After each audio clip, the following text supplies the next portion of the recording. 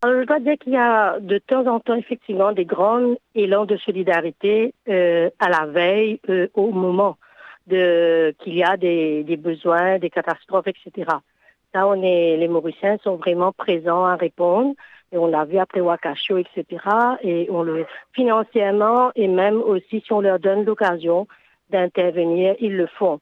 Mais dommage, comme si nous n'avons pas assez suffisamment de programmes qui peut maintenir ce genre d'action ou d'apprentissage à cette action d'encadrement pour des actions humanitaires, disons, à long terme sur un plus long, plus constant, plus régulièrement. Mais voilà, mais là, c'est là, le fibre est là, et quand on fait appel aux Mauriciens, oui, ils répondent. Et je pense que pour la jeunesse, ça aurait été bien d'avoir un encadrement plus dans ce sens-là, et surtout pour se tenir prêt quand il y a des situations qui arrivent. Dans le contexte de World Humanitarian Day, il est important qu'il nous rende hommage à la grande majorité de la population mauricienne qui est quand même sensible à tous les problèmes qui concernent la société.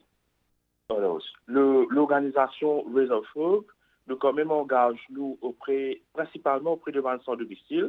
Alors, on peut dire qu'au tout début de nous l'engagement auprès de Vincent Domicile, qui quand même remonte à 10 ans de cela, nous fait une remarque quand même une petite appréhension auprès de la population en général, afin qu'ils aient approche de Vincent Domicile et qu'afin aussi qu'ils nous gagnent une volontaire pour qu'ils soient capables d'aider à faire le programme MOS.